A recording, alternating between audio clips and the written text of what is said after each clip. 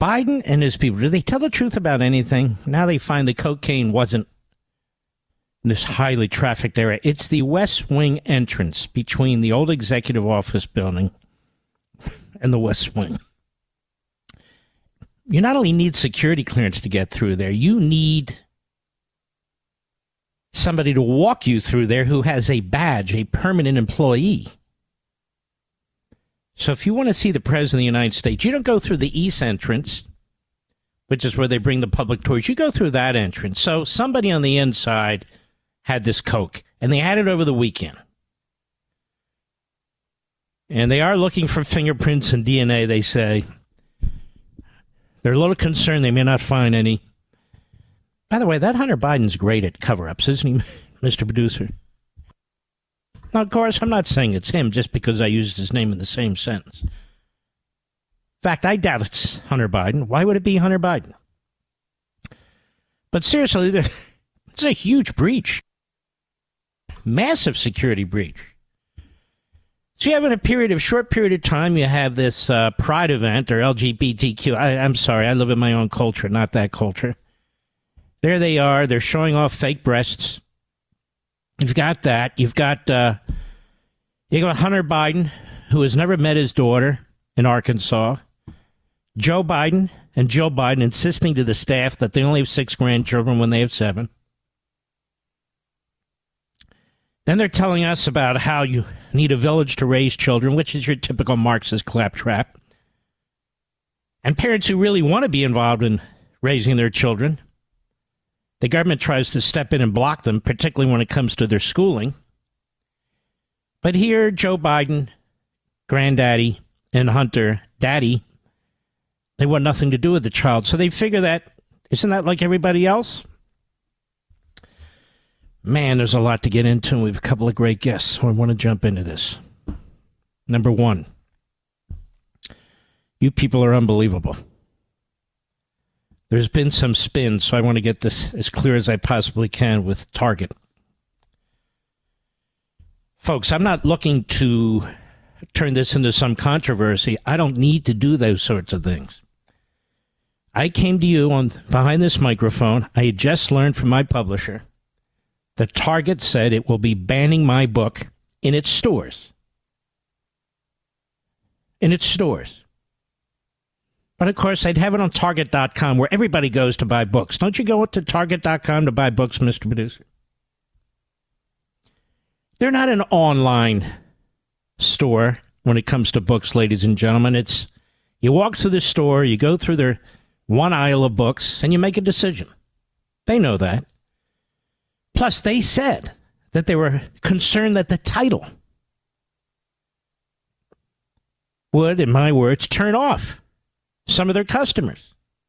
And so they decided, no, it would not be in the store, but it would be on Target.com. So they told us why. It wasn't because they didn't have room. It wasn't. No. Because they didn't like the title of the book. They don't even know what's in the book. And they'll hate the book. But they didn't like the title of the book. The Democrat Party Hates America. And by the way, it's the same time this is going on. Barnes & Noble, Walmart, Books A Million, they're ordering an inventory for book sales. So Target in specific has become this woke Democrat Party corporation. And they're out there. There's a lot of them out there. And so I talked to you about it. I wasn't leading any boycott, of course. But I do believe in the market system and free speech. I'm not even talking about the First Amendment, just free speech. And so I'm pointing out to you, by the way, as a footnote, the president of Belarus, who is a puppet to Putin, says that the head of the mass murdering group is not in his country. Must be in Russia. Russia says, we're not going to keep track of this guy. You know what that tells me, Mr. Producer? They may have knocked this guy off. Or he might be imprisoned. I don't know. Just surmise on Mark's part. So in any event, you and I had this discussion last night. They picked up on these various sites. Our buddy Paul Bedard was picked up so many beautiful sites, Breitbart and so forth, and MRC. Fox was picking up on a number of them. It was starting to spread like wildfire. And my view was, good. That's the market system. Target has its market system. We have our market system. I don't need to run a boycott. Do I personally boycott Target? Yes. I want nothing to do with Target. I don't go there anymore. It's a free speech issue as well. Not a constitutionally protected free speech issue, but a free speech issue. And as I've said, the fusion of free speech and market capitalism, it's at the heart of freedom. So you have nimrods and morons on the left going out, and yeah, but you don't think banning books in schools are Yeah, I don't. Pornography for little kids is a bad thing. Particularly when the government's pushing it. You know, when parents are pushing that kind of thing, they lose their children. Remember that? The good old days? You can't do that to your children. But the government schools, they can do it in government facilities and government libraries. Oh, yeah, they encourage it. So for the left, the Democrats, the situation with Target was identical to the situation involving immorality, the abuse of children, perversion, as opposed to free speech in a book that they might disagree with politically. That's how sick they are. If Target were to ban the kinds of books that we have in so many of our libraries, I wouldn't have a problem with that. I don't care who writes them or draws the pictures or takes the pictures or whatever.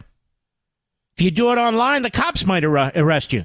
But if you do it in our public school libraries, hey, Joe Biden says that's taking books off our shelves. That's book banning. He's such a fool, and I'm going to get into that.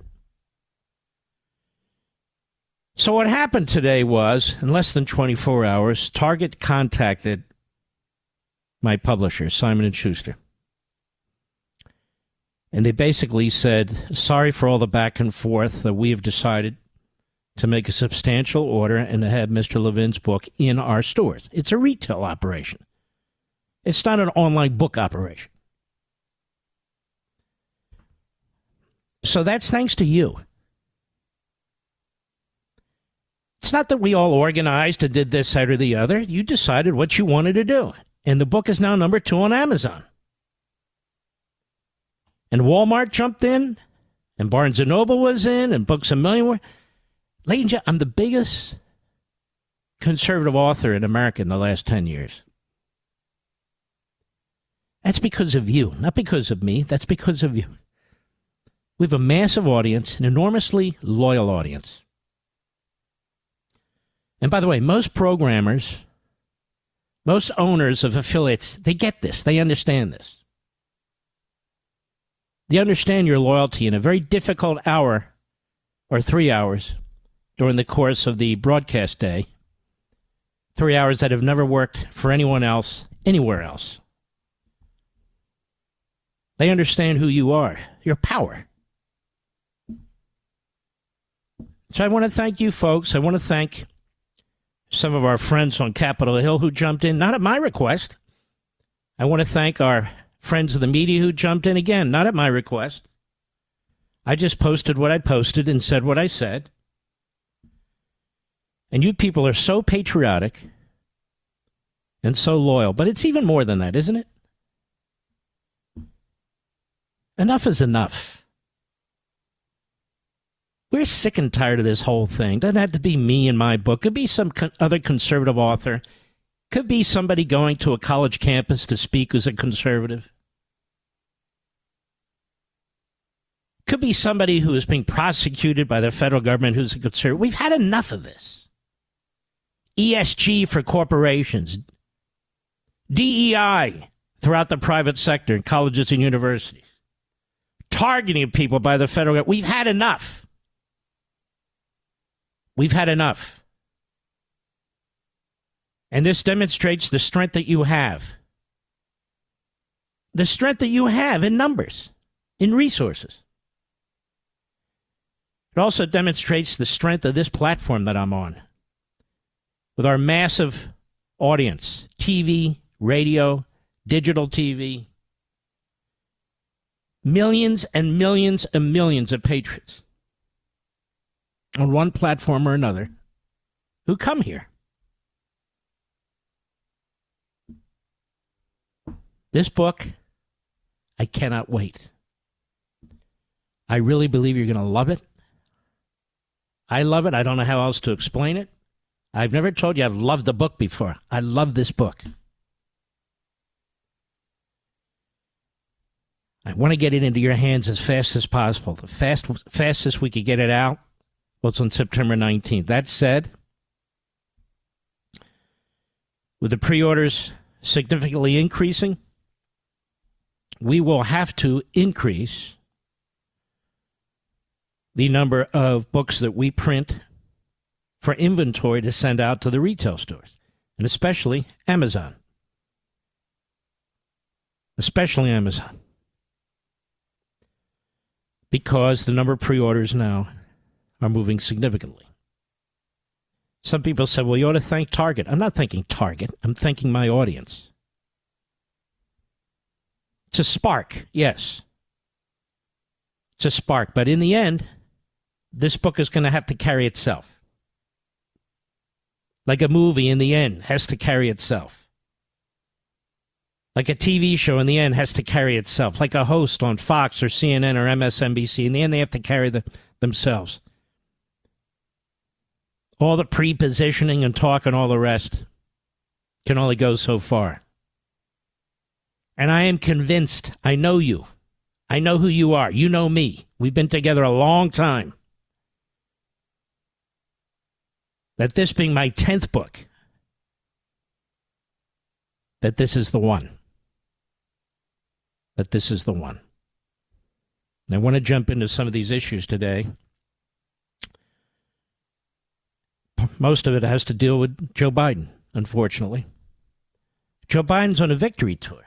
Bidenomics.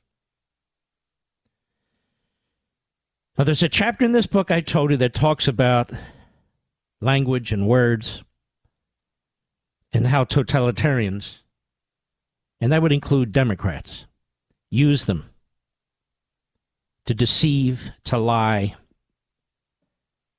to discredit.